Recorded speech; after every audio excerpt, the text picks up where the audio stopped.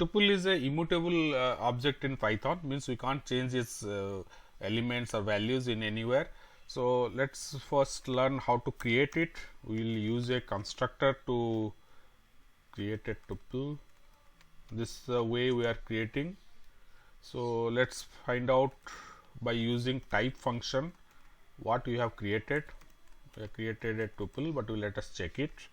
So you can read our earlier tutorial on list and all, where you are given a difference between list, set, tuple and dictionary and all. You can see that, you can check that video.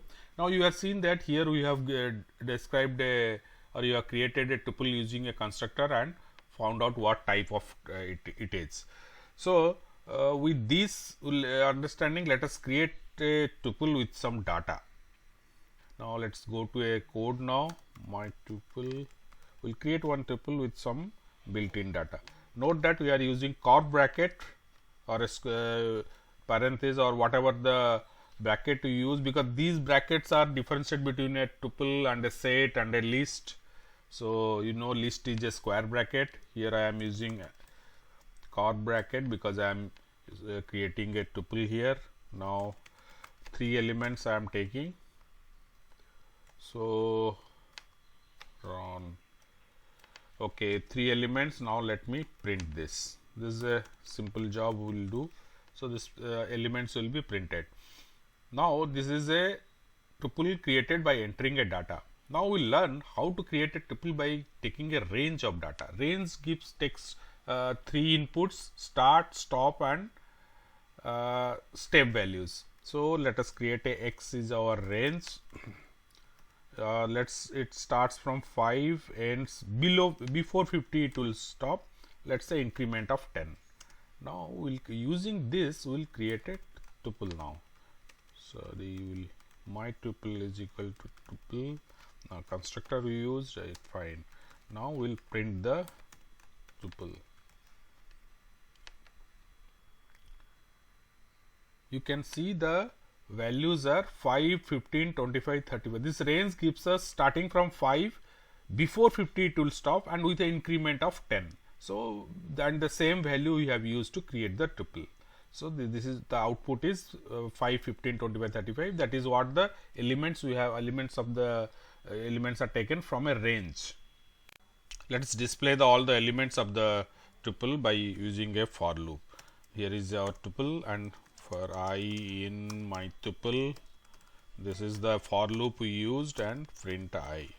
So let's run this and see all the elements of the tuple.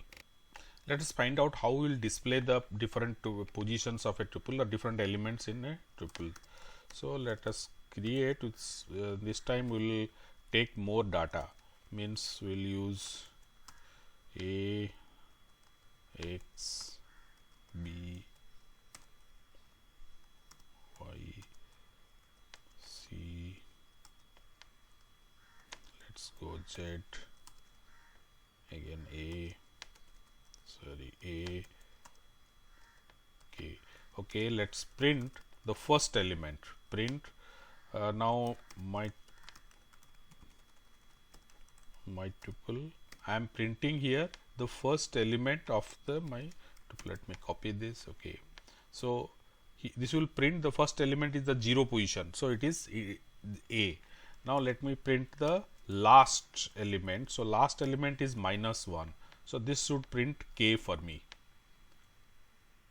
Fine. Now let us go one more.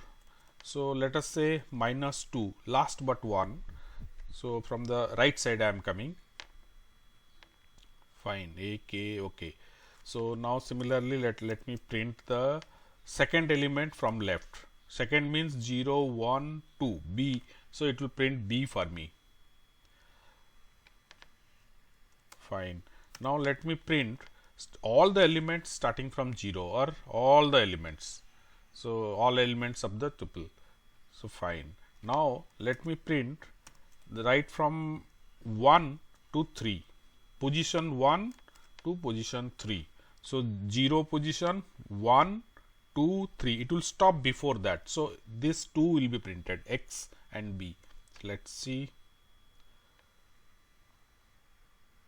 fine, this given me x and b. So like that, some more range also we can verify. Remember that the right side, this 3 is before that it will stop. So let's say from the second element to say sixth element.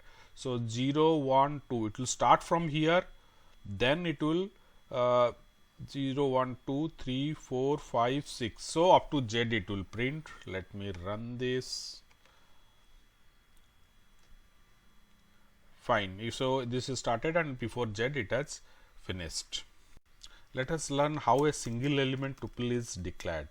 Tuple is equal to, let's say I have used one element only.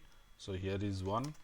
Now I am trying to check now what is the type of this object by using type function.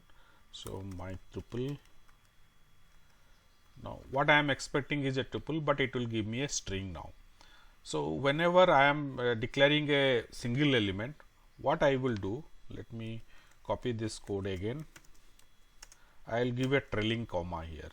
Now whenever I am using, I will give a trailing comma, so it will understand that, so a tuple will be created. So now you can see it's a tuple. So that is the care I have to take. Now let us search for elements in our tuple, whether it is present or not. Here is a tuple with some integers. Now if say I am searching for 12 in my tuple, so print available. If it is not there, then print not available. So let's run this. You can see this, that 12 is not there in our list, so it should print not available. Now let's change this 12 to, let's say 11. It will say available. So this is how we will search for a presence of element. We'll understand about the methods, but we can't use append, clear like this because tuple is immutable. So two methods are supported. We'll see the examples for it. Now let us print how many times 6 is repeated or 6 is present. So print my tuple count. So how many 6 are there in this? You can see there are 2, so you should get 2. Yeah.